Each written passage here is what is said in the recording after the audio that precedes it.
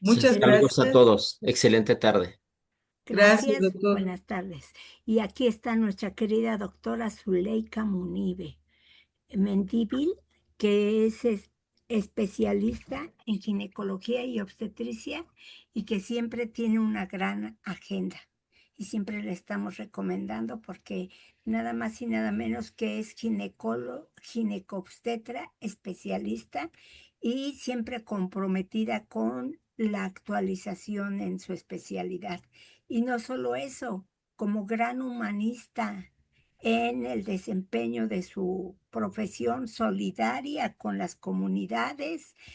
No tendría por qué estar en el hospital público, pero sin embargo ella tiene ese gran compromiso social y por eso la admiramos y la respetamos y está aquí con nosotros la querida doctora Zuleika Munive Mendívil, orgullosamente egresada de nuestra Facultad de Medicina de la UAP y ya con 3 años de trabajo aquí en el diplomado y actualización. Muchas gracias, querida doctora Zuleika. Gracias por su agenda y le dejamos la palabra con la doctora Edith López Ramírez. Bienvenida, doctora Zuleika Munive. ¿Nos va a compartir pantalla?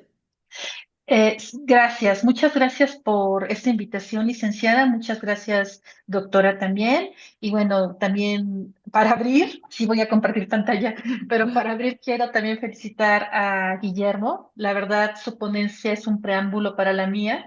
Me quedaron claras muchas situaciones y bueno, felicitarlo personalmente. Gracias, Compartir. doctora. Ay, ¿dónde está mi ponencia?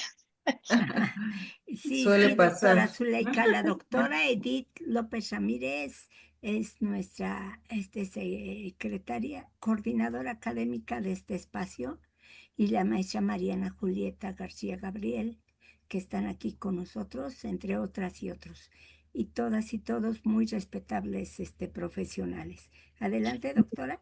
Muchas gracias y me siento muy agradecida por estar con ustedes y poder compartir un poco del conocimiento. Gracias, licenciada Mariana, porque usted fue importantísima en esta formación.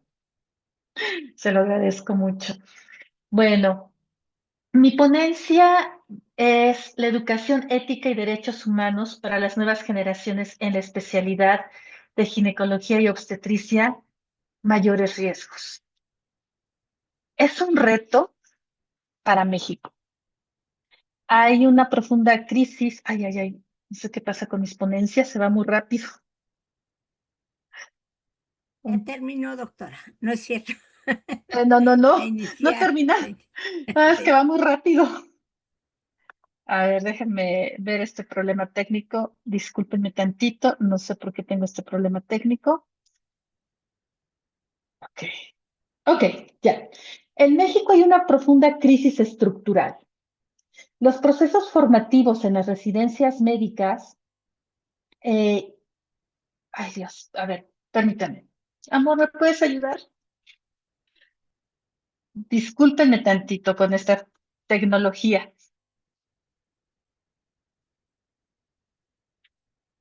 Va muy rápido mi ponencia. Ay, aquí está. Aquí, ay, aquí está. Es esta. Aquí, aquí.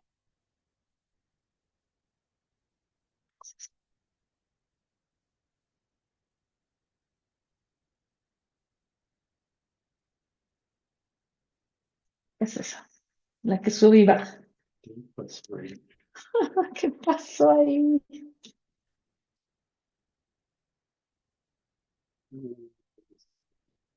Stop. Voy a parar un poquito el compartir y ahorita ingreso a compartir. Sin problema, querida doctora Zuleika. Para la mujer, tener un bebé y a más temprana edad hay mayores riesgos Ahí está. del desarrollo de Luego, la ¿cómo lo salud. comparto? A ver. estamos arreglando la ponencia. Siempre la mujer es en la que existen mayores riesgos de la salud, precisamente por esa gestación o por esos periodos de menstruación o por esos riesgos de los miomas y demás Tengo que patologías compartir. uterinas. Aquí. Sin embargo, los hombres también se ha visto el riesgo, tanto en las mamas como en los pectorales, y esa temprana disfuncionalidad por la no prevención en la educación para la salud integral e indivisible. Entonces vamos a escuchar a nuestra querida doctora Zuleika. Y por ahí ya llegó nuestra querida doctora Hilda Mendoza Franco. Estamos de lujo. Doctora Hilda Mendoza Franco, ya no tarda en entrar. Yo creo que ya llegó, pero ha de tener problemas este, con su audio, igual que la doctora Zuleika. Esperamos, vale la pena. Tomamos agüita, café. Eso es muy importante. Maestra Mariana Julieta, algo que tenga que decirnos sobre el Moodle.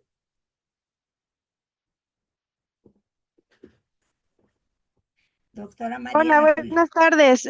Pues el módulo está habilitado ya con todas las unidades y nada más sería pues que fueran confirmándonos que sí ya pueden acceder porque ve que apenas se subieron las listas, ¿no? Se lograron subir las listas. Sí, querida doctora, y por ahí, por favor, puede ver con el maestro Cristian Lenin para que se suban las conferencias anteriores en cada unidad. Sí, Y claro, con gusto. Eso, nada más como les comenté la vez pasada, las grabaciones son pesaditas, entonces tardan en subirse, pero sí ya estamos en ese asunto para que tengan a la mano esas grabaciones disponibles. sí, por los que han ido ingresando recientemente. Y también le vamos a pasar 2 documentos pendientes. ¿Cuáles son, doctora? Maestra Julieta, que teníamos pendientes para que se los Pues envíe la yo. presentación que usted les dijo que les compartía, la La primera mía. que nos dio, Ajá. y en la clase anterior también alguien dijo que iba a compartir su presentación, no recuerdo Ah, quién fue. la doctora Graciela Steiner. Exacto, sí, nada más son esas. En cuanto me las envíen, yo las cargo ahí a Moodle, y no sé si esta sesión alguno de los que participó nos quiera compartir algo, también lo podemos subir. Y también, querida doctora, maestra, Julieta, que usted es la Alexa, la inteligencia artificial de acá. No, la inteligencia con el pleno cerebro. Muchas gracias por todo. Se los envío a su correo para que los pueda subir, los documentos anteriores. Sí, Gracias. sí, muchas gracias. Y ya regresó nuestra querida doctora, Zuleika Munibe Mendívil. Muchas gracias.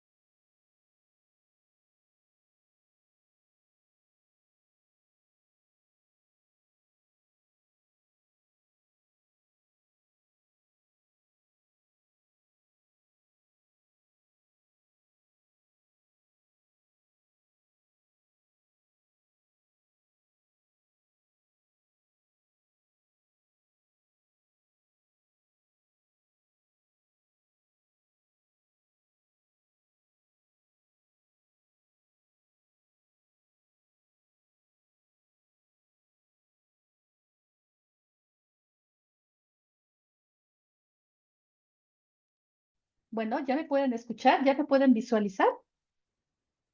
Hola, hola. Muy bien, Muy bien, doctora. gracias. Todo muy Por bien para. fin.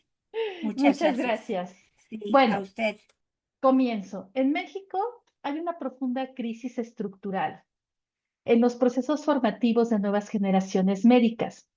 Hay una gran brecha que es directamente con la atención de los derechos de los ¿Podría pacientes. subir el volumen, por favor? No se oye. ¿No se escucha? Permítame, le subo el volumen. Está muy bien, muy Se escucha bien. clarito, doctora. Se escucha muy clarito, sin problema. Escucha y se ve muy bien, doctora Zuleika. Solo, doctora, está la pantalla.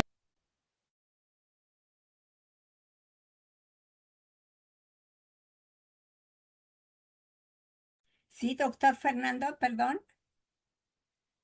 Solo que está la presentación con una página de Microsoft, no su presentación. Ah, sí es cierto, sí es cierto. Está Microsoft, pero no su presentación Power, doctora Zuleika, pero se escucha muy bien.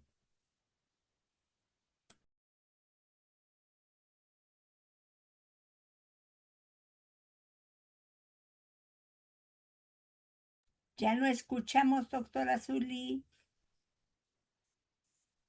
Le voy a hablar por teléfono.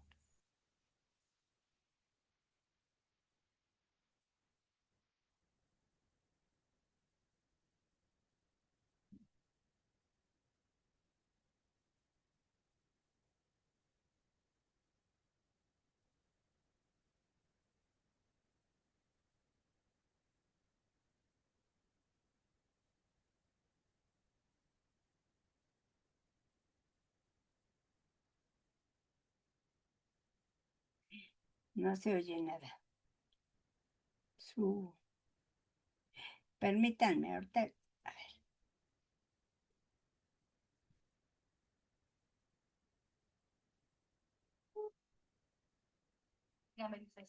Querida doctora Zuleika, no le escuchamos nada, nada, nada. Se escuchaba muy bien. Nada, y no avanza su presentación PowerPoint, solo se ve Microsoft. Ok, permítame. Muy amable, gracias. Muchas gracias.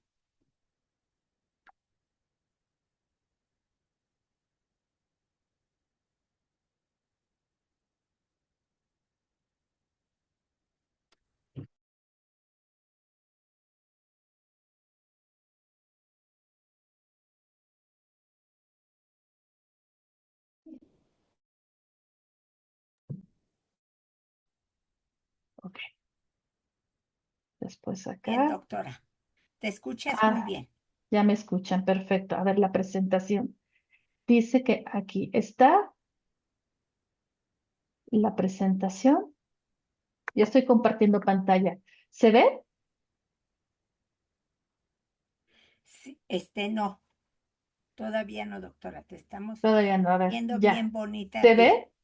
Ya. Ah, ¿ya se ve? Ya, doctora. A ver, Muy bien. Muy ahí se ve, bien. esperen. Listo, muy bien. Perfecto. Perfecto, bueno, ya, por fin. Ahí está la doctora Ok, Edith contigo, la doctora Edith. Y la perfecto. doctora Mariana Julieta. Ya me Adelante. escuchan. Perfecto. Sí, gracias. Regreso nuevamente a este hermoso país, México. Estábamos hablando que la formación de las nuevas generaciones médicas es muy dinámico porque los hospitales realmente están rebasados para que la atención con los derechos de los pacientes sea la adecuada. Tenemos pacientes sobrecargados y con poca atención en cuanto a infraestructura, precisamente para poder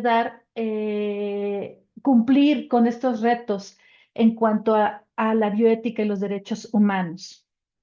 ¿Qué reto tenemos? Bueno, la formación de nuevas generaciones, hay que romper con ese modelo jerárquico, que es un modelo heredado. Ya se normaliza que todos nuestros residentes sean, la jerarquía debe de existir porque estamos tratando vidas, pero no desde el punto del ego, desde el punto del poder, sino del conocimiento y la enseñanza y la empatía.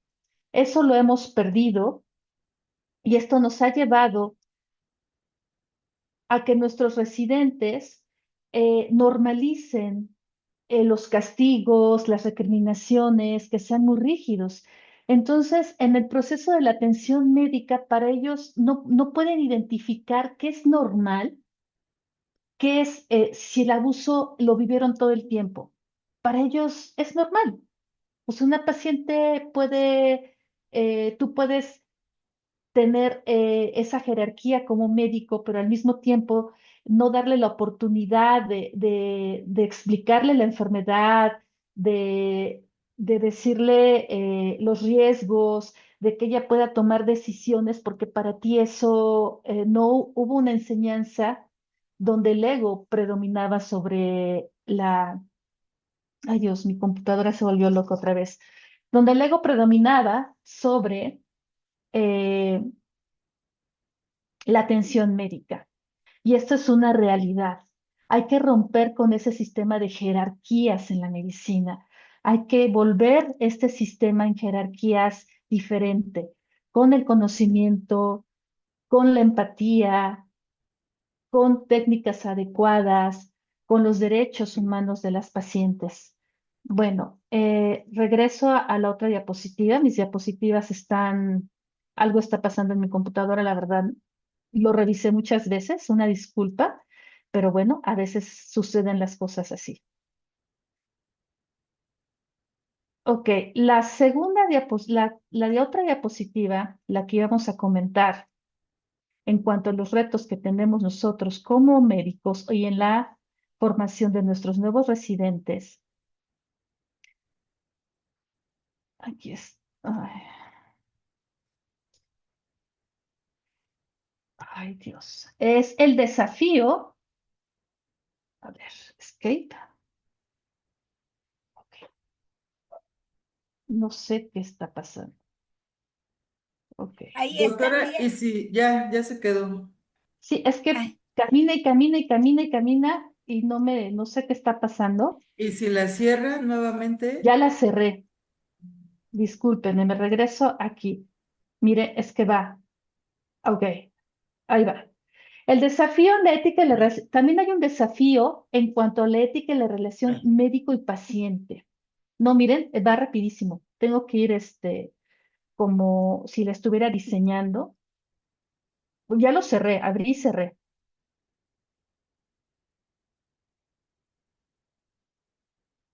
Ay, ay, ay. Ok, ahí voy. La relación de médico y paciente. ¿Qué es esto? La CONAMED nos dice que una atención irrespetuosa o cuando ponga en riesgo alguna enfermedad prevenible, ya sea morbilidad, nos habla de que estamos incurriendo en una falta del derecho en el paciente. Esto es casi imposible hacerlo en las instituciones públicas porque no depende de ti en muchas ocasiones el que tú no puedes negar la atención médica y mucho menos en ginecología y en obstetricia, pero sí es una realidad que estamos sobresaturados, que no tenemos las cunas necesarias para atender a los recién nacidos prematuros y eso ya se está incurriendo en una falta del derecho de las personas, un derecho humano. Sin embargo, una cosa es la teoría y otra cosa es la práctica, que esto es un reto que tenemos día a día todos los hospitales. Es muy complejo decirle a la señora que viene con un parto prematuro de una comunidad y que le diga, señora, le voy a atender con lo mínimo indispensable que tengo, haré lo imposible porque su hijo o el recién nacido tenga las mejores condiciones, pero la realidad es que no es así. Siempre tenemos limitantes en cuanto a estructura, en recursos humanos también. Los médicos eh, tienen sus incapacidades, sus permisos. No es suficiente el personal que tenemos tanto en pediatras, en ginecólogos, en enfermería, y esto crea un gran reto. Y bueno, y la CONAMED ya lo marcó que desde ahí estamos incurriendo en eh, una atención no adecuada hacia estos pacientes. Eh, Ok, estamos violando los derechos humanos y reproductivos de las mujeres, pero bueno, esta es una realidad. Eh, Por otra parte, la Comego, que es el organismo que regula todo esto en la atención ginecológica en los pacientes, nos dice, pues yo hago normas, pongo hago normas para que la atención de estos pacientes sea adecuada, sea digna, sea con conocimiento, que se omitan errores, pero no falta, las instituciones, es un reto para las instituciones, porque tanto como la CONAMED que recibe las quejas, como el consejo que nos regula a nosotros como ginecólogos y obstetras, tiene todo el principio escrito, redactado, pero para hacerlo, ponerlo en acción, hay una brecha muy grande. En verdad es muy complejo trabajar en hospitales con todas estas brechas.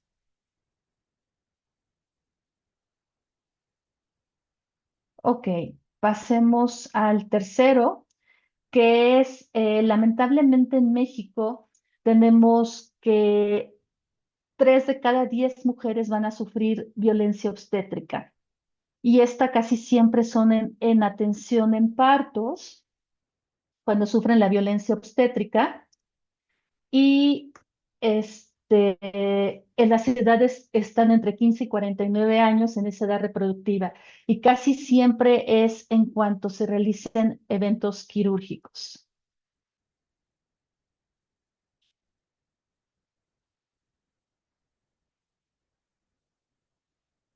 Ok, ¿qué otro reto tenemos?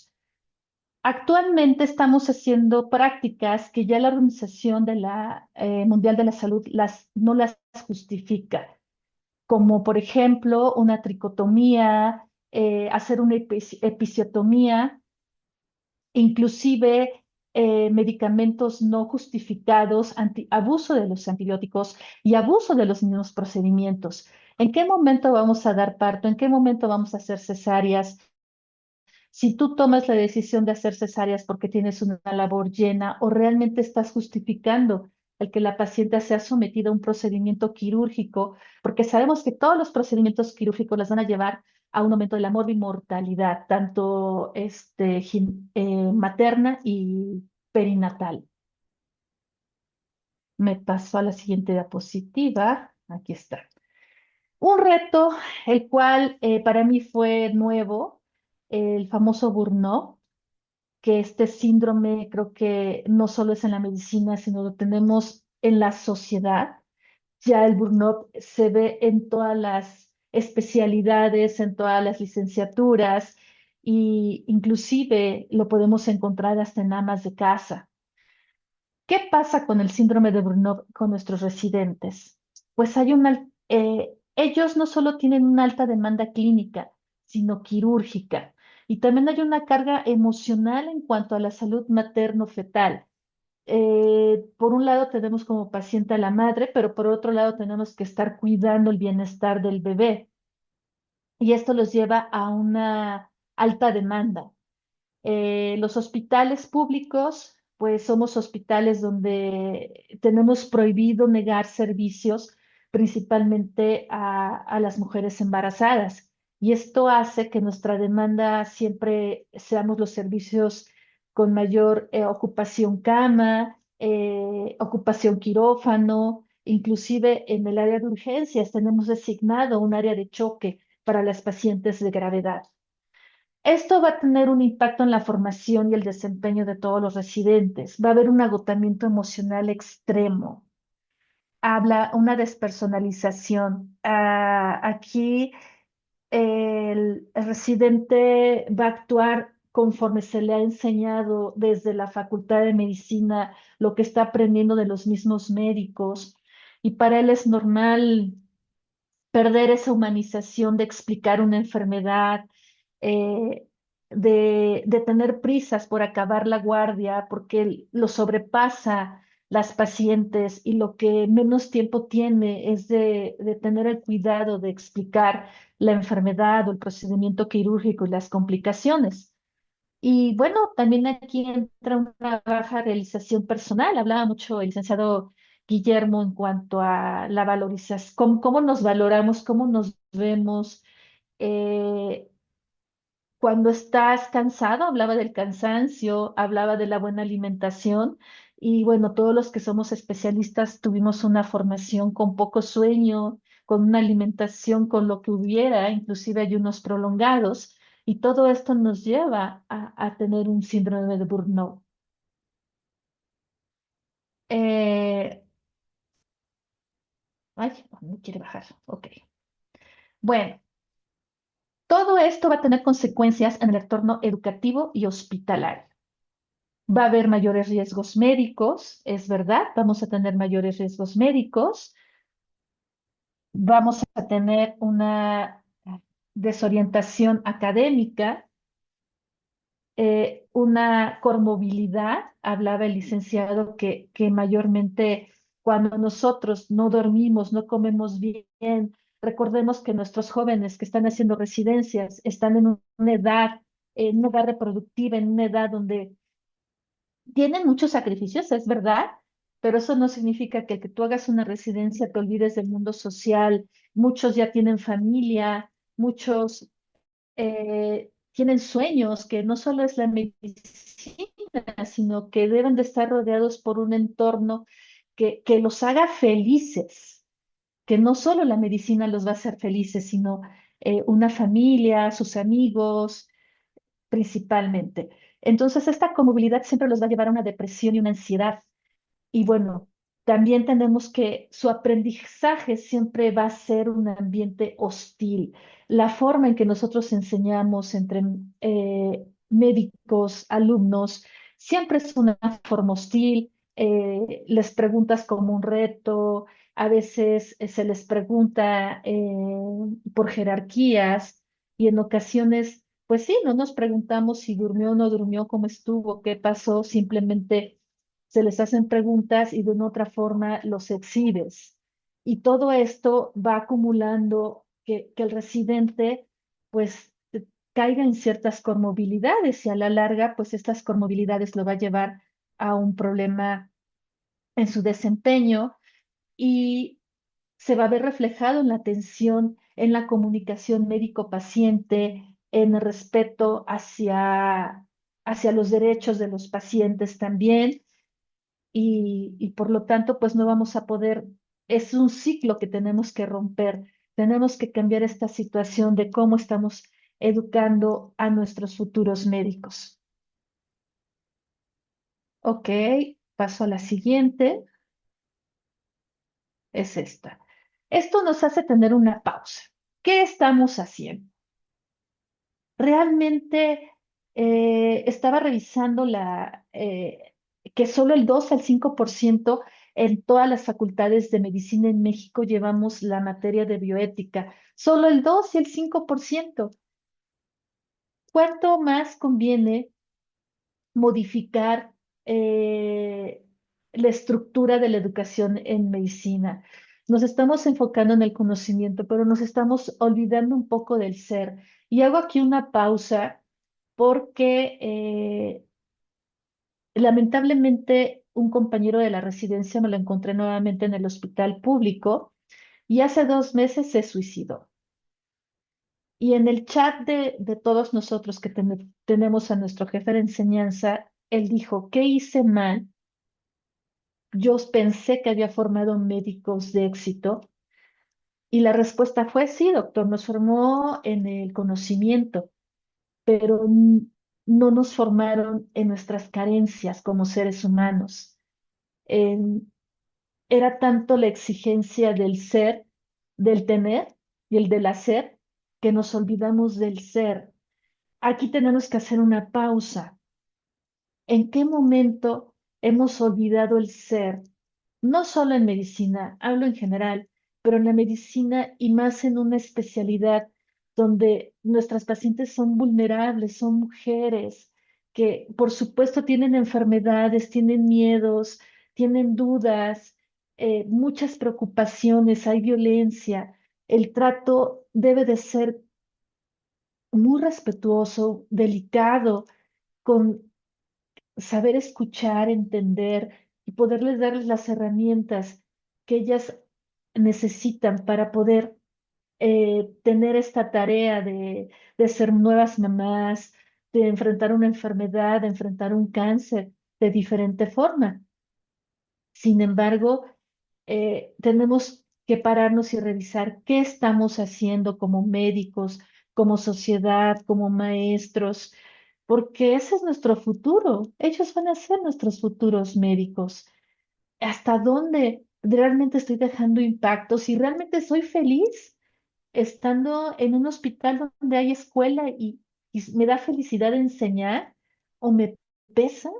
Aquí hay también un problema, porque los residentes aprenden de los maestros, pero ¿hasta dónde yo estoy comprometido a ser un maestro? ¿Hasta dónde yo voy a darle mi tiempo en quirófano para enseñarle, para tomarme la molestia de dedicarle 2, 3 horas?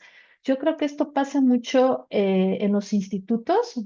Bueno, hablo por mi persona que tuve la oportunidad de estar en un instituto en el internado, donde sí había se respetaba mucho la enseñanza, donde había una ética, pero este es solo un modelo en un hospital. Este modelo se debe repartir en todos los hospitales de México. No importa si eres un general, si eres un primer nivel o eres un tercer nivel, pero crear una ética en el hospital, que se respeten las horas de enseñanza, que haya compromiso del maestro, del doctor, del médico, del adscrito, que aquí también entra un problema en cuanto, ¿por qué el doctor que trabaja en esta institución tiene 3 trabajos? Por supuesto que va a llegar agotado, va a llegar cansado, lo que menos va a querer es enseñar.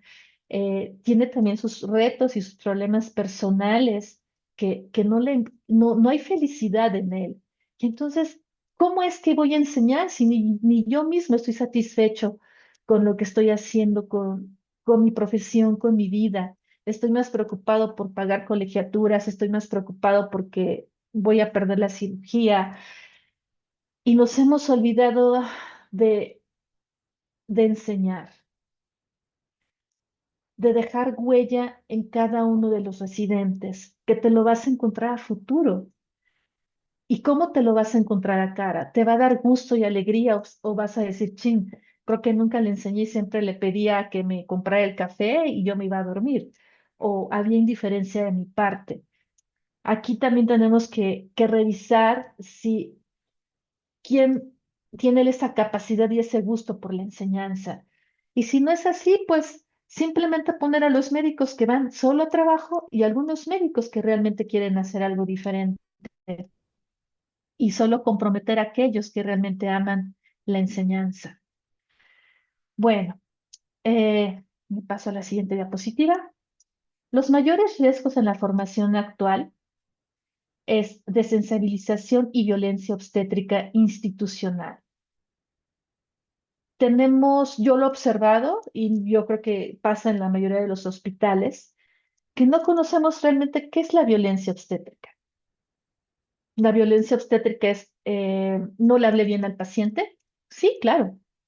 Desde ahí, cómo te presentas, cómo actúas, cómo abordas al paciente, si habla dialecto, no había dialecto, si eres respetuoso, si le consigues su necesidad de comunicación. El no poderse comunicar contigo es una violencia obstétrica. El que no pueda entender el procedimiento es una violencia obstétrica.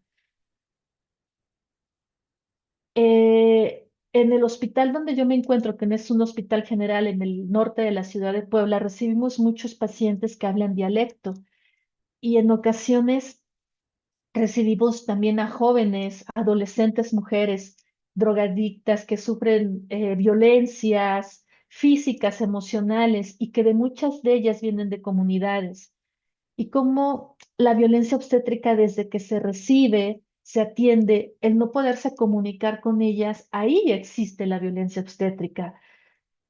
Y eso creo que es muy común, no solo en mi estado, sino en muchos lugares de la República. Entonces, sí hay un verdadero compromiso en las instituciones y hospitales y universidades de crear y continuar con la enseñanza de la bioética y de la atención en la formación de los residentes médicos. También es importante hablar de que los hospitales públicos, la mayoría estamos sobresaturados. El servicio de ginecología siempre va a estar sobresaturado. Yo no he visto un servicio de ginecología donde esté limpio, porque siempre hay pacientes. Cuando van a hacer el aseo lo tienen que hacer rápido porque tenemos una fila. Siempre va a ser así el servicio de obstetricia. Y por la rapidez que tiene el residente de hacer, ver la consulta de urgencias, de vaciar la tococirugía, de pasar procedimientos, muchas veces pasa sobre la dignidad de la mujer. Y esto debe de ir cambiando con nosotros. También poner límites. ¿Hasta dónde voy a cambiar? Si atiendo pacientes, le voy a dar su tiempo. Si voy lento, el sistema es así. Si la toco, la sobresaturo, y aunque tenga, nosotros hemos tenido dobles camas, es decir, dos pacientes en la misma cama, porque no tenemos espacio, pero también solo tenemos un quirófano. Entonces, es un reto, realmente es un reto lograr esa comunión entre autoridades, eh, la enseñanza y residentes. Es un reto. A mí se me hace titánico lograrlo. Bueno, hay otros de los mayores riesgos en la formación actual son los conflictos entre convicciones personales y derechos legales. Aquí entra la interrupción legal del embarazo. Hasta dónde yo estoy de acuerdo por mis creencias, por mi formación, de yo realizarlos.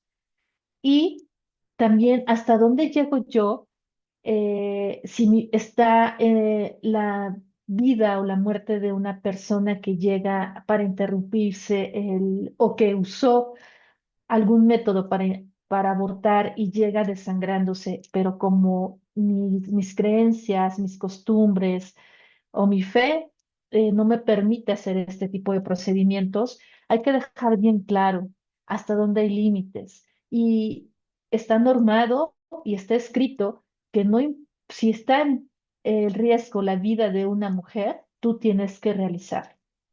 Si te da tiempo de hacer una referencia en tiempo y en forma, lo puedes hacer si es que no estás de acuerdo. Y aquí está el principio de beneficencia y maleficencia, que es uno de los principios de la bioética. También no hacemos mucho hincapié sobre esto, simplemente dices, no estoy de acuerdo y ya, pero no vas a fondo y, y tomas la decisión de que primero está la vida de una paciente. Y esto lo hace un arma de dos filos. Por eso aquí puse un cuchillo con dos filos. Ay, bueno, nos vamos a la siguiente diapositiva. Por Dios. La pedagogía del daño y la pérdida de la ética médica. Si nosotros estamos haciendo, se ejerce desde las dinámicas de poder y no desde la empatía, pues esto está causando realmente problemas, porque lo estamos ejerciendo desde el poder. El riesgo de perpetuación de un modelo educativo donde se vulneran los propios derechos humanos del residente, lo que disminuye su capacidad para respetar los derechos de los demás. ¿Cómo voy a dar lo que no conozco y lo que no sé? O lo que a mí no se me ha enseñado. Desde ahí tenemos que hacer cambios como institución, como eh, universidad, eh, porque no podemos seguir formando a nuestros residentes con esos criterios, con lo que no conocen, con una jerarquía donde en lugar de convertirse en una jerarquía de enseñanza, de apoyo, lo hagamos desde el ego. Muy claro lo dijo licenciado Guillermo, que estamos actuando sobre el ego. Y déjenme decirles que nosotros los médicos, nuestro ego nos los han elevado bastante. Y hemos olvidado el principio de ayudar y de dar lo que somos. Eso es muy complejo, tiene que ver con tu reto personal de ser mejor persona día a día para ayudar. Y bueno, la siguiente diapositiva. Oh, por Dios.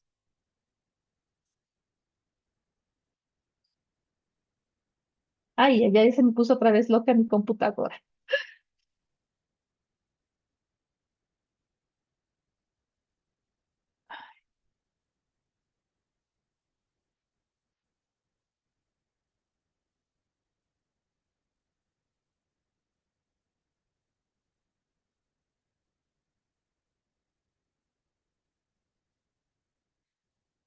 Este es un reto. De los retos tenemos que irnos a la acción. Del reto a la acción. Un camino con sentido. El residente debe de tener ese concepto de que la residencia es un camino con sentido.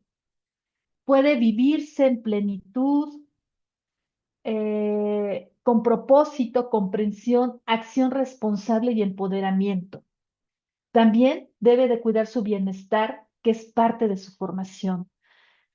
Hablemos de jornadas extenuantes, de no una alimentación adecuada, no tienen lugares apropiados para descanso, al menos en el hospital donde estoy actualmente en el público, no tienen un lugar para descanso.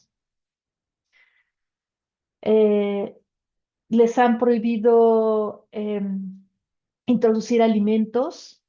Hablábamos de que parte del estar bien y hacer las cosas correctas y tener esas hormonas de la felicidad tienen que ver con tu alimentación, con tu sueño y con lo que estás haciendo lo haces con alegría.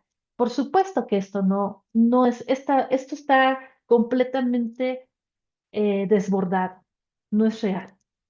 Los residentes no comen en forma adecuada, no tienen lugares dignos de dormir, no tienen el material que requieren para sus habilidades, desde lo más simple, una impresora donde puedan realizar sus notas y en ocasiones, porque la impresora no funciona, les piden que las notas sean llenando formatos y sean a mano y en lugar de tener atención hacia el paciente, tienen que llenar 20 formatos para hacer estadísticas, que estoy de acuerdo, que las estadísticas son importantes para poder tomar decisiones, análisis de datos. Sin embargo, todo esto podemos apoyarnos con la tecnología.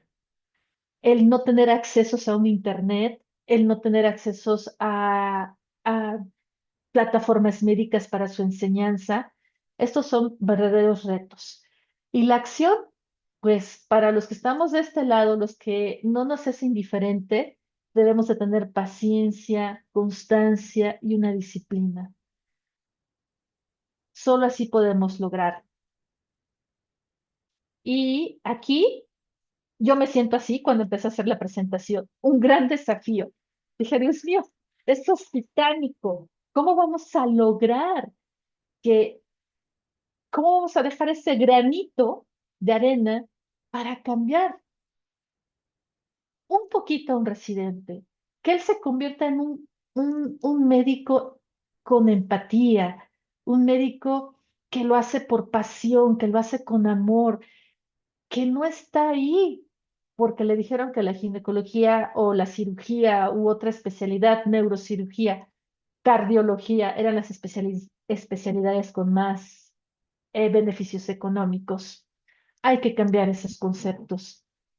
En realidad, ese pensamiento es erróneo porque cuando tú haces las cosas en forma correcta, con amor, con pasión y con tratar a las personas como a ti te gustaría que te trataran, automáticamente no necesitas crear una industria o una imagen tuya para atraer gente, porque la gente te va a buscar. Y no solo en la medicina, es en todo lo que hagas, en un restaurante, un buen psicólogo, eh, una buena obra de teatro. Si nosotros perdemos esa pasión por la vida, nunca vamos a poder compartir esa pasión. Bueno, nuestras nuevas generaciones en la especialidad se merecen una excelencia científica, con ética, respeto irrestricto a los derechos humanos de las mujeres. No solo el manejo clínico, sino también la seguridad, la autonomía y la dignidad de cada paciente. La educación en salud es un derecho humano y debe de promover las competencias, técnicas y valores profesionales. Si analizamos esos 3 puntos y vamos dándoles palomita, si realmente estamos cumpliendo con estos 3 puntos, pues nos damos a la realidad es que son muy carentes. No hay horas se hacen clases improvisadas, no tienen horas específicas para hacerlo, no hay seguridad, no hay autonomía y no va a haber no hay realmente enseñanza en algunas técnicas, no hay valores profesionales. Y volvemos, este es un ciclo, no podemos romper ese ciclo. Seguimos en lo mismo y lo seguimos formando iguales.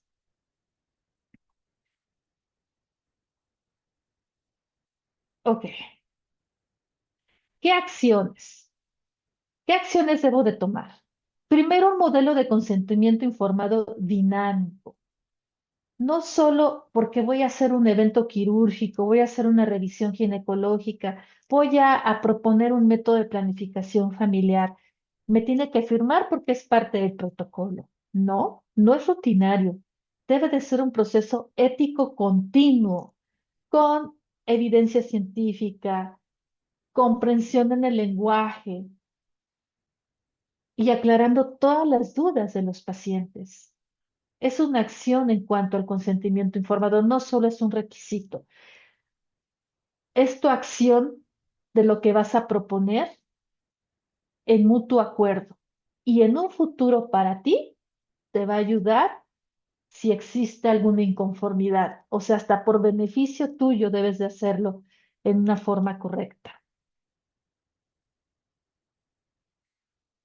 ¿Qué otra acción? La objeción de la conciencia. Regreso a la objeción de la conciencia. Nuevamente estamos en dilemas de aborto. Siempre delimitar, tener siempre la delimitación, ser claros en eso. ¿Hasta dónde soy objeción de conciencia? Y recordar que nunca debo de exponer la vida de una paciente. Aunque yo sea objeción de conciencia, objetor de conciencia, si tengo que hacer la atención médica, lo tengo que hacer porque está en peligro la vida de una mujer. Y también, si puedo referir adecuadamente y en tiempo, también lo puedo hacer. Si esto te da, este es un poder, el conocimiento es poder. En muchas ocasiones actúas con miedo de si estoy haciendo lo correcto o lo incorrecto, pero si tú tienes el conocimiento, tienes el poder. En tanto tú saber tus derechos, cómo actuar y también los derechos de la otra persona. Si al final la realidad, por ejemplo, cuando son abortos inducidos o abortos en mujeres adolescentes, que a muchas veces se automedican y en muchas ocasiones por miedo dicen lo correcto, si se tomaron 12 pastillas, si se tomaron 24 pastillas, eh, si ya habían ido con otros médicos, que el bebito o el sangrado lo tuvieron en el baño y por miedo lo escondieron. O sea, aquí es un dilema porque cuando tú lo único que tienes que hacer es ayudarlas a resolverlos y que su calidad y tener calidad de vida y no llevarlas a una muerte. Y después te haya dicho, no, la verdad, eso, por eso tenemos un principio de bioética. O sea, tú actuaste sin fin de lesionar. Y si no fue clara en que era alérgica a un medicamento, que se tomó 20 pastillas y tú le pusiste otras 3 porque pensaste que no habías arrojado, por lo que tuviste, por lo que el ultrasonido mostró, no debes de tener miedo porque cuando tú actúas con conocimiento y con conciencia, siempre vas a hacer las cosas correctas. Otra acción, evaluaciones basadas en el tracto digno.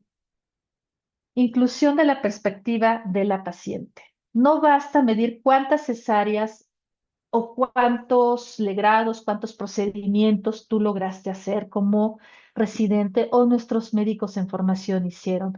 Deben de ser evaluados por su profesionalismo, por la comunicación asertiva y la satisfacción de la paciente respecto al trato recibido.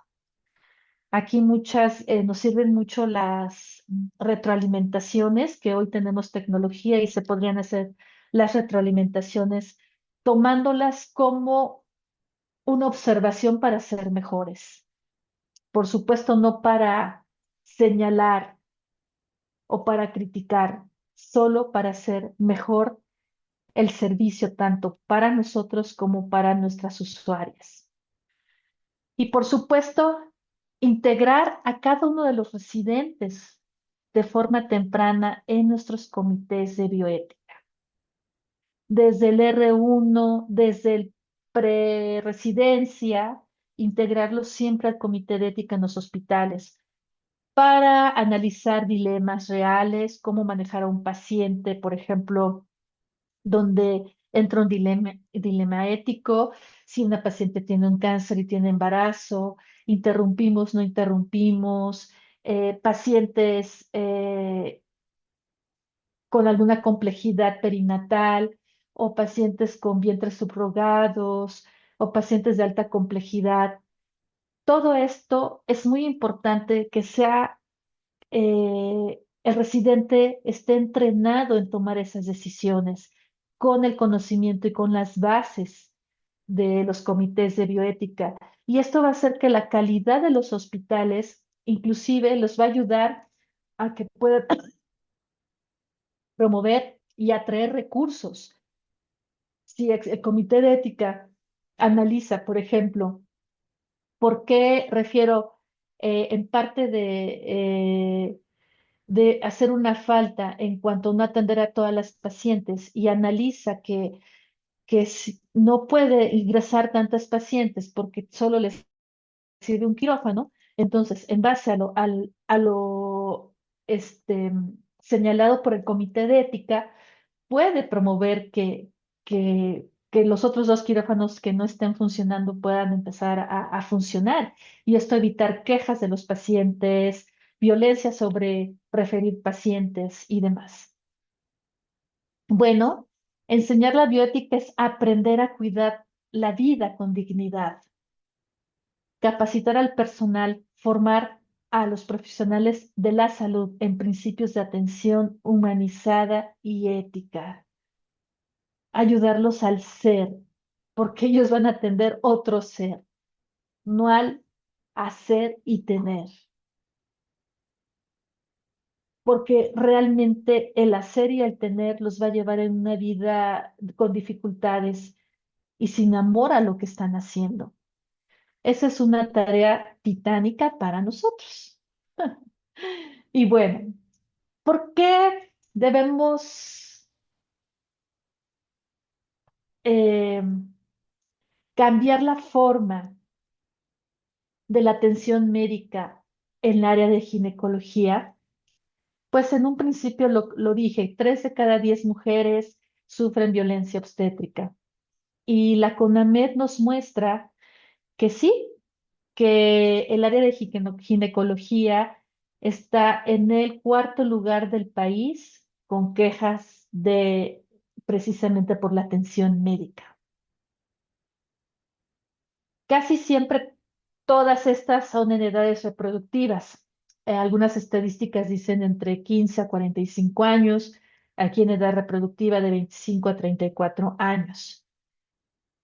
Y también hago un énfasis un poco en las niñas menores de edad, que es muy importante el consentimiento informado.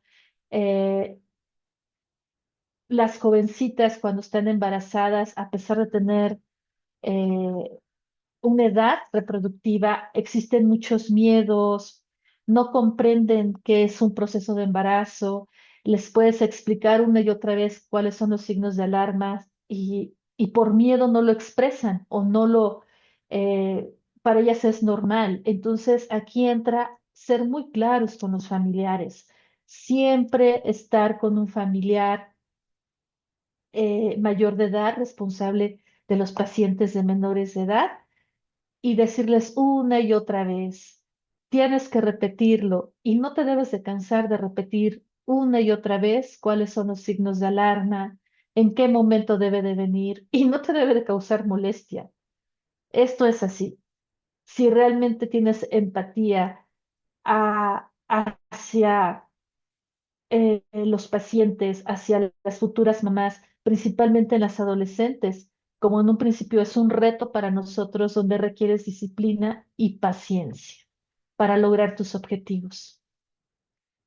Aquí nuevamente tengo por entidades federativas el estado que tuvo mayor queja en la CONAMED, la Ciudad de México. Pues bueno, tenemos mayor población, están concentrados los hospitales, precisamente tal vez sea el mayor con quejas. Posteriormente tenemos Guanajuato, Chiapas, Veracruz y el resto de entidades federativas.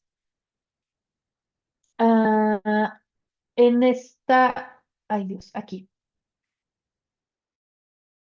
Y por sectores, la mayor queja es en el sector público.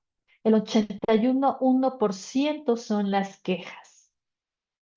El sector privado ocupa el 18,9% y entre las quejas, algo muy curioso, es que las instituciones, el IMSS tiene el 72,6%, tal vez porque recibe una población diferente. Sin embargo, la Secretaría de Salud, que es población abierta, solo tiene el 8,1% de las quejas. Aquí es por miedo, porque ya están acostumbrados a ser tratados mal. No hay que hacer costumbre ni normalizar estas conductas. Hay que hacer un cambio y hay que ver las estadísticas.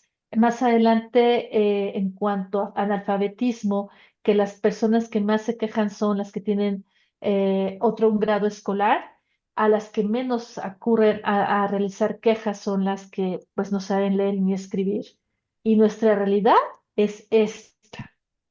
Estamos en un país de transición que tenemos todavía muchos pacientes con carencias en acceso a educación, culturales, y esto va a ser por unos años más adelante. Bueno, en conclusión, la bioética exige límites claros en la práctica. La enseñanza de la ética en las nuevas generaciones debe de ser práctica y legal, principalmente en la objeción de la conciencia. Debe de ser minuciosa, bien regulada en todos los hospitales. Ay, aquí. Ok. Tenemos otra de las conclusiones.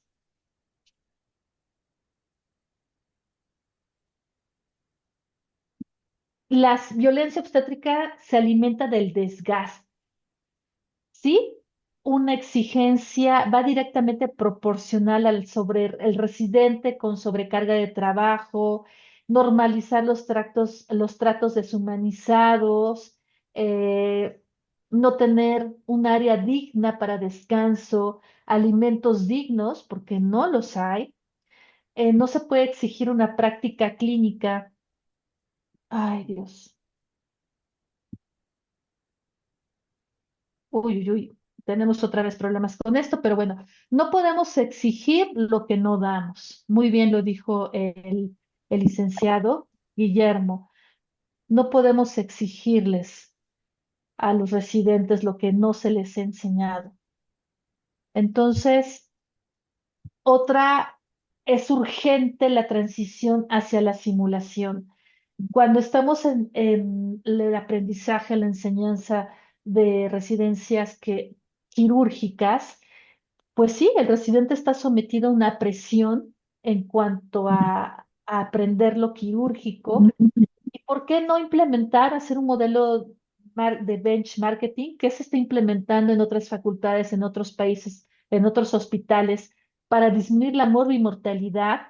Si es correcto tener laboratorios de simulación quirúrgicos donde el residente tenga seguridad, confianza en un ambiente seguro y después lo pueda aplicar directamente a las personas ya en pacientes reales. Eso también podría ser una conclusión en cuanto a mejorar este estrés, esta bajo presión, el trabajo bajo presión. Bueno, la salud mental es un pilar en la calidad educativa. Es muy importante la salud psicoemocional de residentes, con guardias reguladas, con una atención psicológica confidencial, opcional, también que garantice que la formación de los especialistas sean competentes, empáticos, éticos, porque eso es lo que necesitamos ahora en nuestro país, que cambie la mentalidad del médico. Eh, a mí me causa curiosidad que dicen que faltan médicos en nuestro país y que precisamente Puebla abrió una técnicos en medicina. En verdad no, simplemente los que tenemos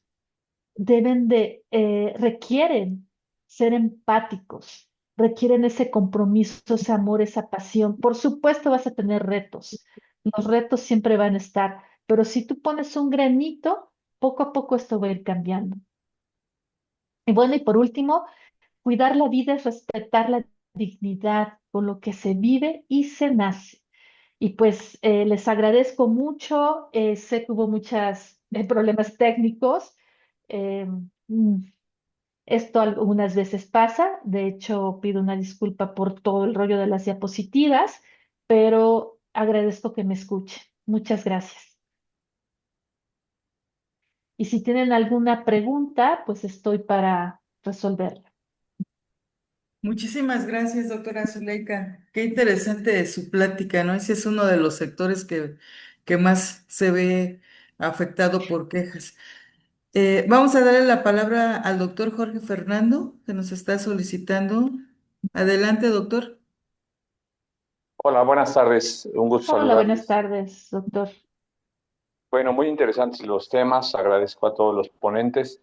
Quisiera hacer nada más algunas precisiones, obviamente con la idea de sumar. En términos bueno, les sugiero a quienes se dedican a la docencia, a la capacitación, hay modelos educativos de escuela activa. Se pueden acercar a ellos, ellos les van a brindar herramientas o algunos enfoques nuevos que les permitan diversificar sus formas de enseñanza, en los que también rompamos un poco con esta historia de que como nos enseñaron, enseñamos y bueno, Así es. luego en enseñanza de médicos, de enfermeras, de policías, de militares, eh, donde la forma en la que se enseña, pues es en la que también les enseñaron. Y romper esos paradigmas, pues bueno, pueden hacerse a través de estos enfoques. Si en algo les puedo ayudar al respecto, pues con mucho gusto lo haré. En términos de humanizar la educación, creo que es muy valioso lo que comenta la doctora Zuleika, porque eh, a veces poco vemos en los indicadores, ¿no? Sea hospitalarios o sea a nivel educativo, pues estamos sobre los números regularmente, ¿no? Pero voltear a ver a las personas, a la humanidad, a qué tan bien estamos en términos de la salud de los médicos, de los docentes, pues es importante y a veces, pues como instituciones no se puede lograr, pero creo que si somos responsables de áreas, por lo menos nosotros podemos poner un granito de arena en ese sentido.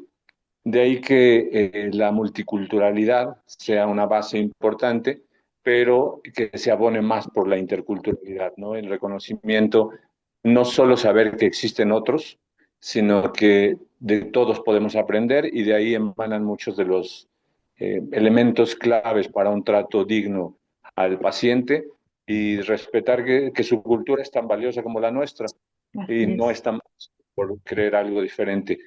Como última aportación, lo más recomendable es llamarles lenguas, no dialectos, lengua mexicana o lenguas indígenas o simplemente lenguas, para evitar también este tema de bajarle un poco el nivel a que hablan diferente. Es lo más recomendable a nivel eh, de respeto a las personas. Y bueno, es todo. Muchas gracias. Gracias. Muchas gracias. Muy importante su participación, doctor Fernando. Muchas gracias por esa orientación. Gracias, querida doctora Zuleika. ¿Alguien tiene alguna pregunta? ¿Hay algo escrito en el chat, doctora Edith? ¿Alguien tiene alguna pregunta, No, alguna en el pregunta? chat no hay nada, doctora. Ujú. Ahora, bueno, pero la salud de la mujer, por ser por tener ese aparato reproductor tan importante, no solo para la preservación de la especie, sino además por, por tener la capacidad y la calidad moral y espiritual de dar la vida. Y además por algo muy importante. Desde que he investigado, desde que he leído desde los 80s, este aspecto, bueno, sí, no es más desde los 70s. Recuerdo a un periodista que investigaba acerca del maltrato de la mujer y la educación para las nuevas generaciones. Y no comprendía en ese momento, no entendía muy bien la verdad, pero después con el tiempo se fue retroalimentando esa gran impresión que me dieron los datos de que en el 90% de la población mundial en ese entonces, y después lo corroboré en los 80s con la Organización Mundial de la Salud y la OPS, cada gobierno, cada investigador, cada institución investiga lo que quiere investigar y proporciona la información que conviene dar a conocer. Y entonces me decía, es un gran ¿Se investigador. toma turno para que atienda? ¿Quién, por favor, está ¿Dónde? hablando? Perdón, ¿pueden apagar su micrófono? Gracias. Me decía el doctor Juan, ¿cómo se llama? Doctor Luna Alcántara. Ajá, decía, cada institución y cada organismo va a investigar lo que quiere encontrar. Y por eso antropológicamente es muy importante esa multidisciplinariedad, esa interdisciplinariedad. Y en verdad, ya con datos de la propia UNESCO, de la propia UNICEF, el 90% de la población mundial es educada por mujeres. Y la principal violencia se da entre mujeres. Cuando escuché eso otra vez en 2016, dije, no hemos evolucionado lo suficiente.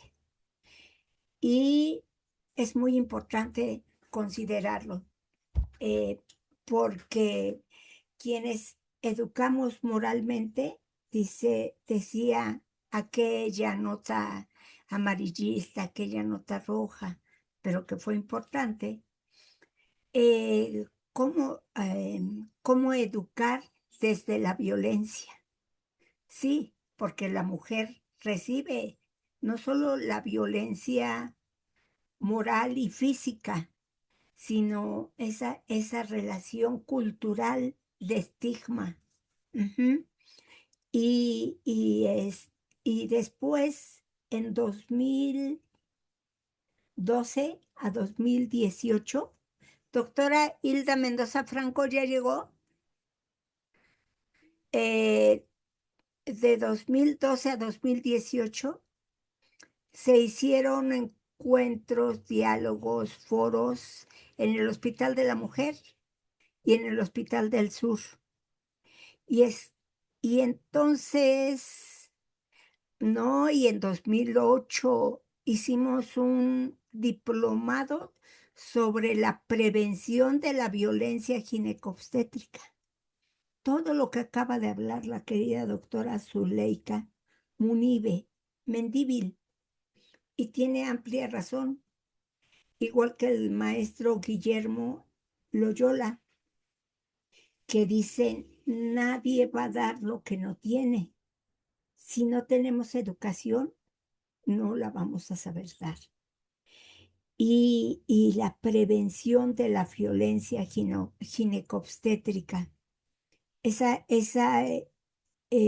relación donde hay que guardar no solo datos personales, identidades culturales personales que conllevan la posibilidad de que la mujer tenga o no confianza en la profesional o el profesional que le atiende. Cuando enfrente de los estudiantes internos o residentes o psicólogos o de psicología o de trabajo social o de enfermería, suelen dar datos de identidad de las pacientes. Ajá. Y entonces las pacientes, ¿cuándo van a regresar a realizarse un Papá Nicolau? ¿Cuándo van a regresarse a realizar un estudio de mastografía o de palpación? ¿O cuándo van a regresar? Las enfermedades de transmisión sexual tienen un origen moral.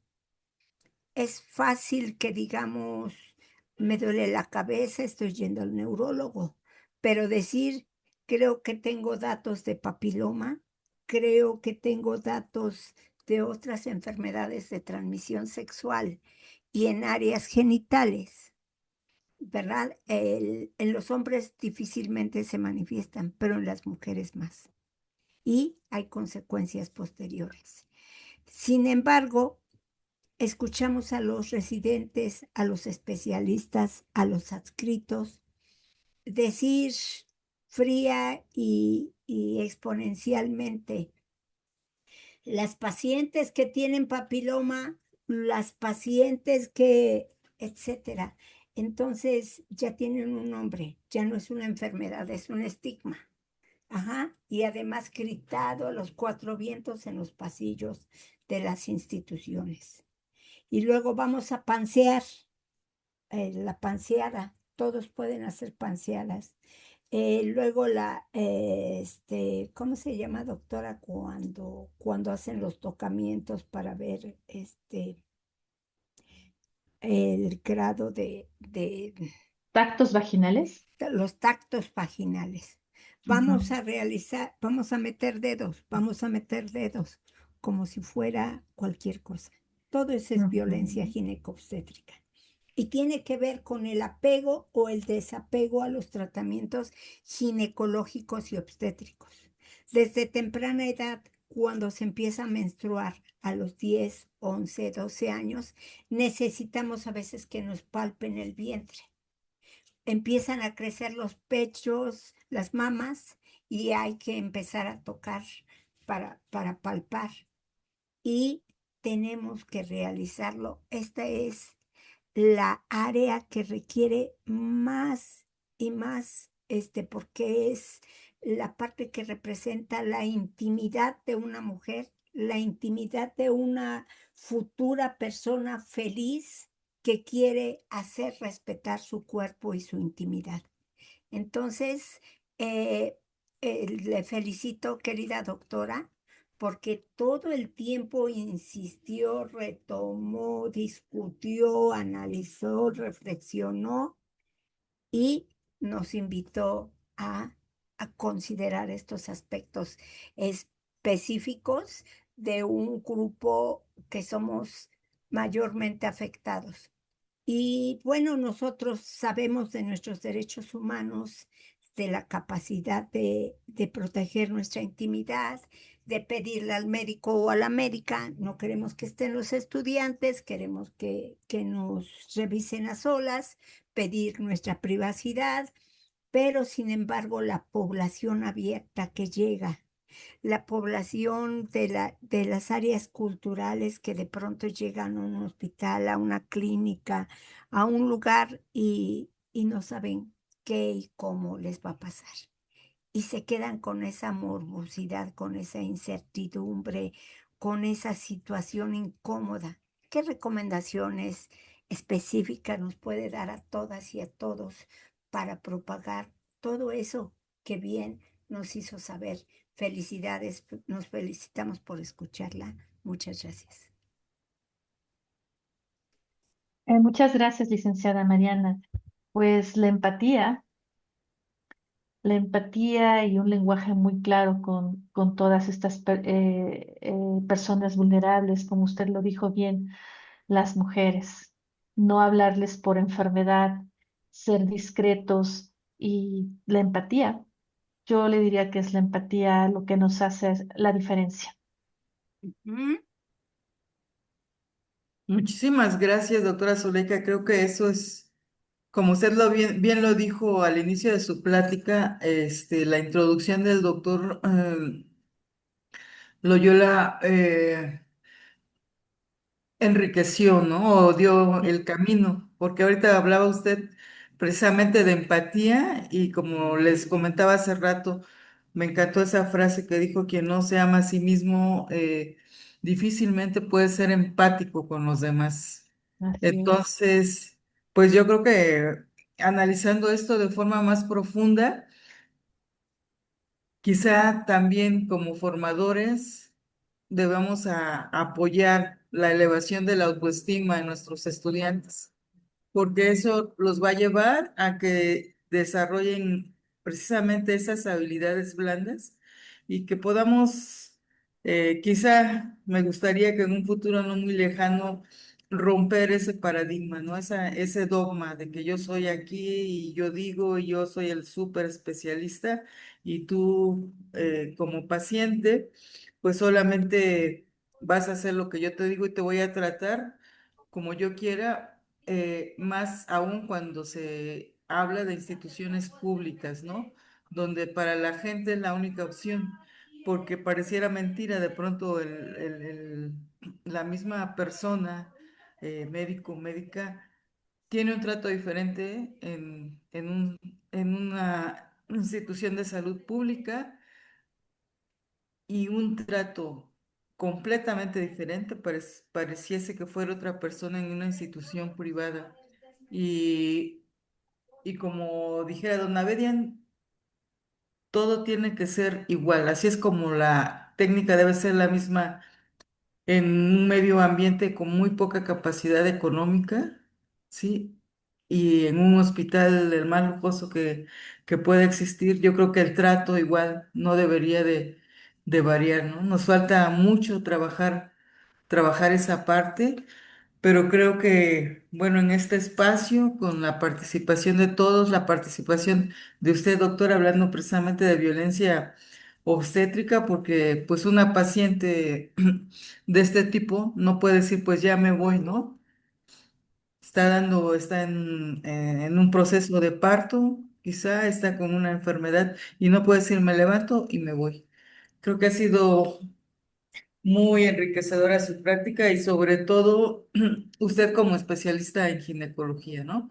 Que finalmente a veces dicen, no, pues es que acá nos cubrimos y sin embargo usted ha descubierto como esa parte para darle el cambio a ese trato, que es lo que buscamos todos, creo, todos los especialistas que están de diferentes áreas que están aquí. No sé Así si es. alguien quisiera agregar más, hacer alguna pregunta. ¿Alguna pregunta, alguien, por favor? ¿Alguna observación? Fíjense que una gran amiga me habla y me dice, maestra, estoy súper enojada, querida doctora, eh, Zuleika. Le digo, ¿por qué? Ujú. Dice, mi mamá en sus últimas horas estaba internada en el ISSSTE, en medicina interna, en sus últimas horas. Le dio vómito, la enfermera enfrente de los estudiantes y con los estudiantes le dijo, le voy a quitar la bata. Se la quitó. Cuando le dijo, se la voy a quitar, y le quitó las sábanas y la bata. Él le quitó el pañal, lo aventó y toda así. Y ella empezó a llorar y a llorar la mamá. Ella una gran profesional, estomatóloga, cirujana, estaba llorando cuando me lo dijo. Y dice, ¿qué es? Todavía muy persinada. ¿Qué tiene? Ellos conocen el cuerpo. Yo tengo lo mismo que usted. Su mamá a los pocos minutos, no tardó ni una hora, y se murió llorando por esa situación. Ujú. Eso es terrible, en verdad. Y fue una enfermera, jefa del área de servicios. La trataron de reportar, y cuando llegó al sindicato le dicen, ella siempre trata así a los pacientes. Dice, ella tiene muchas demandas, pero siempre trata así a los pacientes. No podemos hacer nada. Ella trata así a los pacientes. Ajá. Y entonces, Normalizarlo. sí, normalizar algo que es totalmente grotesco, si quiera mencionarlo. Es normalizar una irreverencia a la bata, una irreverencia a la profesión, y maltratar la dignidad hasta el final de la vida, porque los amparan los sindicatos, y por eso es necesario propagar esta cultura.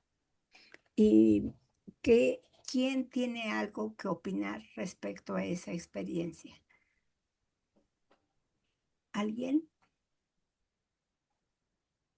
Doctora Edith, doctora, ¿alguien? Patricia Beltrán, ¿alguien? Pues creo que es aparte de la irreverencia. Profesional. No Muy se escucha. lamentable, espérame, muy lamentable la actitud de la enfermera. Yo creo que esto debería demostrarse de manera pública, porque eso también crearía cierta forma de contención para el manejo que tengan ciertas personas como enfermeras con las personas que están en condición de salud tremenda, ¿no? Entonces, para mí sería lo más fácil es letinar esto, hacer, no sé, un extrañamiento, pero no se vale que trabajen, que manejen esa situación de apoyo importante con las enfermeras. No todas son así, eso sí hay que recalcarlo. Señor, fíjese, no voltea para acá. ¿Cómo? No voltea, joven. Doctora María Beatriz, ¿puede apagar su audio, por favor? Ya eso era todo, que sí es importante concientizar y sí boletinar esto, porque eso daría pie a que cualquier persona, hombre o mujer, que trabajara en el ámbito hospitalario con el manejo de pacientes, pues estuviera también al cuidado de que es posible que se puedan hacer las denuncias, ¿no? Gracias, Edith. Gracias, Gracias, doctora querida Coli, doctora. muy amable. Yo quiero A ver, participar, sí, opinar. doctora Zuleika, usted es la Con, principal. Adelante. con, con respecto a lo que acaba de decir la licenciada Mariana con esta falta de la enfermera, yo hoy creo que la violencia no hay que convertirla con violencia. Eso. Es una realidad que los sindicatos favorecen, obligaría a los sindicatos y a todos los que están ahí a tener una enseñanza en bioética, y tal vez a esta enfermera darle la oportunidad de ver qué está pasando, por qué tiene esa actitud. Nosotros no sabemos qué hay al fondo. Yo sé que está la paciente junto con su hija no se merecen ese trato. Sin embargo, no sabemos qué pasa con esta enfermera. Probablemente tenga conflictos en la familia, sea una madre soltera, que tenga 3 turnos, que tenga, no lo sé, alguna enfermedad, una situación. Entonces, propondría romper paradigmas y volver a, en este caso de la enfermera, llevarla a una terapia, hacer compromisos con ella, porque si yo logro, lo dijo el licenciado Loyola, si yo logro cambiar un pensamiento, ya gané. Muy, muy buena reflexión, exactamente, pero sí se está haciendo seguimiento del sindicato, pero sí han pedido, como dice usted, los cursos anualmente inter y multidisciplinarmente, y es difícil cambiar todos los pensamientos, pero exactamente lo he dicho una y otra vez. Dice Díaz Barriga, estamos para ver la universalidad y la pluralidad de los pensamientos. Tiene razón la doctora Zuleika. Y romper esos paradigmas. A ver, doctora Patti Beltrán, gracias. Buenas tardes a todos. Sí, definitivamente esa parte empática, ya tiene muchos años esto, ¿no? Desafortunadamente que se ha presentado, ¿no? Rápido comentar, alguna vez, bueno, cuando mi papá desafortunadamente tuvo una amputación de la pierna por pie diabético, en el ISSSTE lo llevé al angiólogo y en forma externa porque fue subrogado la consulta, ¿no? Entonces llegamos y mi papá iba en silla de ruedas, yo estaba yo en el en el servicio social, llegué y le dice el médico, a ver, quiero revisar la otra pierna. Y yo entonces me agacho para quitarle el zapato a mi papá y el calcetín y dice, déjalo, si no lo hace un inútil, ¿no? O sea, ya desde ahí empezamos mal. Casi quería yo fumigarlo con mi mirada. Mi papá muy tranquilamente me tomó del brazo y me dijo, no, no te preocupes, ahorita yo me lo quito, y él se lo quitó. Y luego dijo, ¿quién le corta las uñas al señor? Le dije yo, mi mamá. Dice, pues con cuidado, porque si no también se lo mocho. Así que ustedes sabrán y bajo su responsabilidad, ¿no? Nosotros ya habíamos logrado que mi papá nos acompañara a la hora de comer, estar en la mesa con nosotros, que anduviera con las muletas en la casa, que se movilizara, etcétera, ¿no? Pues a partir de ese momento mi papá jamás se volvió a levantar hasta que se murió, ¿no? Entonces yo pensé, jamás en la vida yo debo de tratar a un paciente así. Estaba yo, como les digo, haciendo el servicio social, ¿no? Entonces, lo que yo he visto, las palabras con las que nosotros nos expresamos, decimos, hacemos, comentamos, ¿verdad? Tiene un impacto muy importante sobre el paciente. Muchas veces, como ustedes acaban de decir, no sabemos si es mamá soltera, si es papá soltero, si es una persona que se deprime fácilmente, que está pensando si era una persona activa, etcétera, todo eso, ¿no? Entonces sí, esa parte empática de cómo nos gustaría que nos trataran, ¿verdad? Al menos, por lo menos yo trato de hacerlo lo más humanamente posible y dentro de mis posibilidades. Y obviamente, yo al ser mamá y ser pediatra, pues obviamente, pues mucho más, yo digo, yo trato a los niños como a mí me gusta o me gustaría que trataran a mi hijo, porque finalmente, pues yo como pediatra no me gusta tratarlo mucho a él por la misma situación, ¿no? Por el amor, el estrés y no me vaya yo, o sea, me vaya a pasar algún dato, ¿no? Entonces, sí, yo creo que desde las aulas, ¿verdad? Ahorita que nosotros estamos como docentes, y a mí me encanta ahorita la docencia, o sea, estoy fascinada, o sea, es otra parte que me ha encantado. Y eso siempre yo les platico a mis estudiantes, esa parte de la empatía, cómo debes de tú tratar a la persona. Y también otra cuestión, el respeto, ¿no? O sea, llegar y no decirle, tienen un nombre propio, ¿verdad? No es el de la cama 4, el de la cama 3, el de la cama 2, no, tienen un nombre.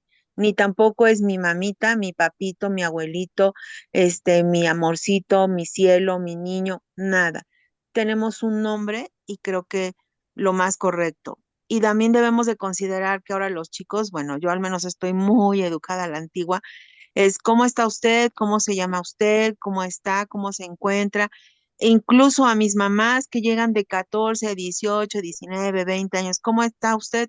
Nunca les hablo de tú, o sea, es esa parte respetuosa, ¿no? Y al menos por lo menos a mí me gusta que me hablen igual, ¿no? Entonces, a lo mejor mucha gente dice que estoy bien sangrona en ese aspecto, pero si no conozco a la persona, yo no tengo la libertad de hablarle y mucho menos decirle, a ver, mi abuelito, ¿cómo está usted? No, ¿por qué? O ¿cómo estás, abuelito? No, porque no es mi abuelito, no es mi familiar. Sí debo de tratarlo como si fuera un familiar mío, pero no a ese grado y más que nada en la empatía. Muchas gracias, ese es mi comentario. Muchas Muchas gracias, gracias, querida doctora doctora. Patti. Eh, Está levantando la mano la doctora María Beatriz y también la maestra Sandra Moranchel. Doctora María Beatriz, adelante. Pues buenas tardes. Mire, yo solo quiero comentar un caso de una persona, aproximadamente 52 años más o menos, llega y le dicen, póngase esta bata y pase por aquí. Y la pasan a una sala que estaba oscura y la sientan en una silla y de repente oye voces que le empiezan a presentar su caso y le empiezan a hacer preguntas. En fin, pasa un X tiempo y de repente prenden la luz y se encuentra en una sala llena de médicos, enfermeras, era una sesión, y los doctores de la mesa, etcétera, ¿no? Entonces, obvio, pues la señora se sintió muy mal porque estaba, pues nada más con la pura bata, enfrente de todo ese público, y no le avisaron nada, no le pidieron permiso, no nada. Entonces, pues ahí también es, no sé, los organizadores, las autoridades, no sé, algo falta ahí. Nada más era pues comentar ese caso también triste. Gracias. Muchas gracias, doctora María Beatriz. Maestra Sandra Moranchel, adelante, por favor. Muy buenas tardes, así las veo. Pues sí, comentar, pues yo soy enfermera, entonces actualmente voy a cumplir 42 años trabajando en los hospitales ininterrumpidamente y si vieran todos los cambios que ha ocurrido, que posteriormente les explicaré o les daré a conocer un poquito más amplio en la próxima plática que tendré acá. Pero sí es cierto, es que se ha deshumanizado, yo lo siento así, esta parte de cómo tratar a las personas, ¿no? Me quedó algo muy claro en la maestría en administración que hice cuando mencionaban los maestros y lo voy a aplicar acá, por lo que también comentaba la doctora Zuleika. No hay que buscar al culpable, sino hay que ver el fondo del el por qué ocurrieron las cosas. Y en este caso sí estoy de acuerdo, porque el personal está así. Y no solamente es estarle echando la culpa a la institución, la sobrecarga de trabajo, porque ahí, pero si bien tuve la oportunidad de trabajar en un hospital donde se hacían estadísticas de tiempos y movimientos, y exactamente, ¿qué hacemos de las 7 de la mañana a las 7:30, de 7:30 a las 8 y así, etcétera, etcétera, hasta el final del turno? Entonces, cuando decimos, eh, hay mucho trabajo, no me dio tiempo, pero no vemos, yo hice ese trabajo aquí en el Hospital General de Cholula y me daba cuenta de que es más el tiempo que perdemos, ¿verdad? Que no hacemos concretamente nuestro trabajo. Y entonces, ¿qué ocurre, no? Actualmente volviendo al tema, con el personal de enfermería, sí es cierto, ya no hay esta calidez para atender, no generalizo, pero sí es en su mayoría, y es como si se contagiara esto, ¿no? Y si tú lo tratas mal y entonces se contagia, hasta se ven los grupos de compañeras, ¿no? No es que ellas son así, ellas tienen ese carácter, es que es penoso decirlo, pero se llega al hospital, yo trabajo actualmente en la noche, se llega y luego, ¿qué vamos a cenar? Entonces, no, lo primero sería, ¿a quién voy a recibir? ¿Quién es mi paciente? ¿Cómo está mi paciente? Y el segundo tema también viene importantísimo, ¿de a qué hora nos vamos a dormir? Entonces, ya con eso nos damos cuenta cómo no estamos atentas precisamente a las personas, a los pacientes. ¿Qué sucedió? Y a eso le añaden cualquier situación que puedan traer personal o de casa. Y sí, sí, sí es cierto, sí, con los camilleros, por ejemplo, es una situación que qué barbaridad, ¿eh? No, si fuéramos pacientes ya nos hubieran tirado o de hecho apenas tuvimos un incidente, una paciente se cayó y lo dejamos guardado cuando yo aprendí en la maestría que lo tengo que decir, lo tengo que hablar para entonces, ¿verdad? Saber cuál es el fondo, por qué le sucedió, quién la dejó ahí, cómo le dijo que se cambiara. Entonces sí, sí es una realidad que va uno viviendo. Cuando tenía yo 20 años empecé a trabajar en algún hospital y ahora digo, híjole, ¿qué pasó o qué está pasando?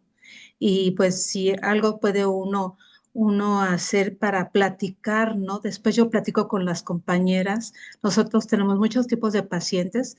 Por ejemplo, tenemos reos y también es otro tema, de verdad. Y no vemos a la persona, no vemos a la persona, ¿no?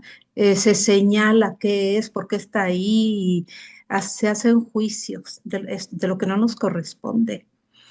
Pero bueno, esa es mi aportación. Muchas gracias.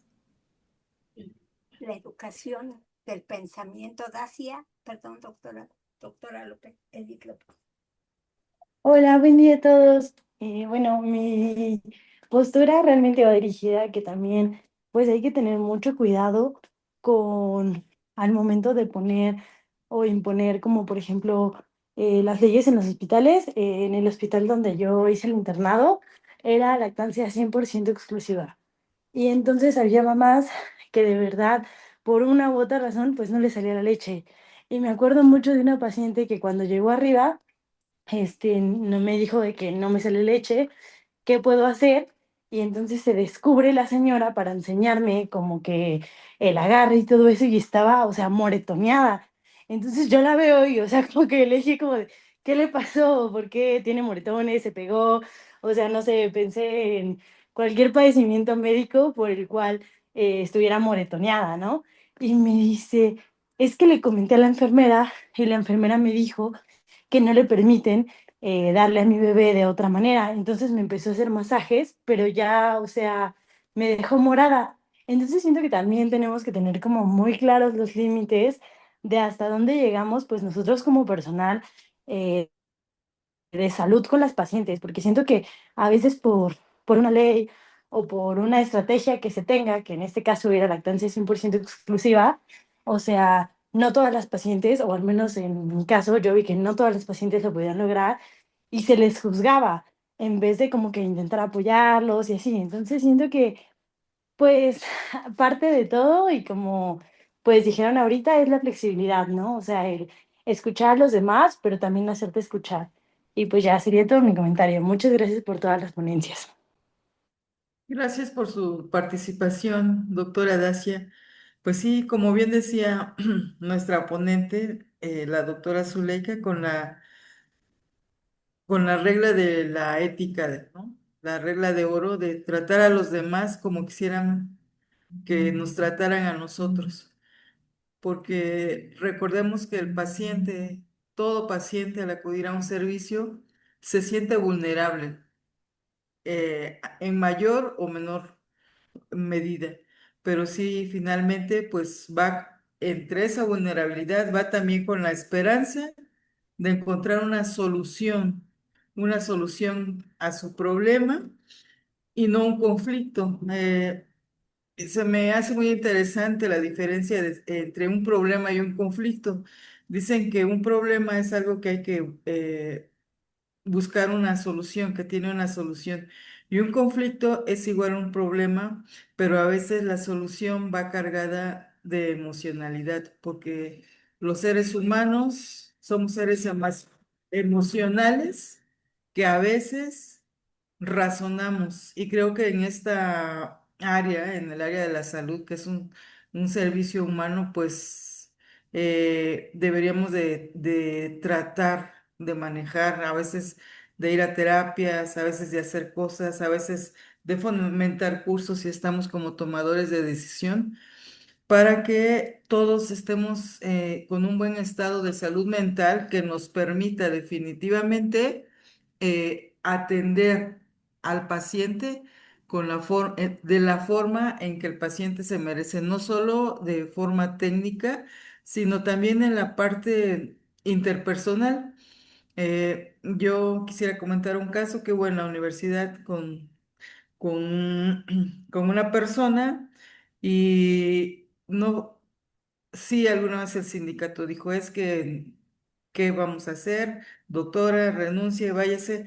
Y entonces la persona que tomó la decisión del área jurídica dijo, no, la vamos a mandar a terapia y actualmente está en terapia, ¿verdad? Es difícil, pues no es solo una terapia, sino es todo un camino, ¿no? En que el ser humano tiene que buscar la solución de sus problemas.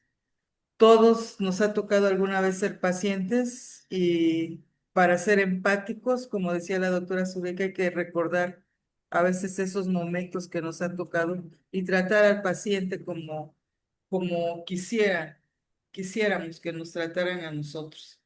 Eh, ¿Alguien más quisiera hacer un comentario, doctora Mariana? ¿Quisiera hacer el cierre? La doctora Zuleika, por favor, ya nada más finalmente, muchas gracias. Un gran abrazo por su tiempo, por su sabiduría, por su experiencia compartida y pues qué bueno que ha visto a generaciones y generaciones. Y como formadora, como especialista en su área de ginecología y obstetricia, agradecemos su agenda y agradecemos su conferencia. Gracias. Y gracias a todos también, porque sus comentarios desde su perspectiva y de sus diferentes especialidades y por su diversidad como personas enriquecen mucho este diplomado. Muchísimas gracias a todos. Muchas gracias, doctora Edith, a todas y todos, doctora Mariana Julieta, maestro Cristian Lenin, todas y todos. Muchas gracias, doctora Sandra Moranchel y pues doctora Dacia, nos estamos viendo la próxima semana. Doctora Patti, luego le hablo por teléfono. Muchas gracias a todas y todos. Hasta luego, adiós. Adiós, para servirles. Adiós, doctora Lina y doctora Zuleika, muchas gracias. Doctora Edith, gracias por su presencia y su tiempo. Hasta luego, maestra Mariana. Gracias, doctora, a sus órdenes. Ay, Con mucho doctora, gusto. Arminio, muchas gracias. Nos vemos, por favor, el 8 de agosto, el sábado 8 de agosto. Nos vamos de vacaciones 2 semanas. Nos vemos el 8 de agosto. Muchas gracias a todas y todos. El 8 de agosto está con nosotros el doctor Carlos Viesca y la doctora Hilda Mendoza Franco para servirles.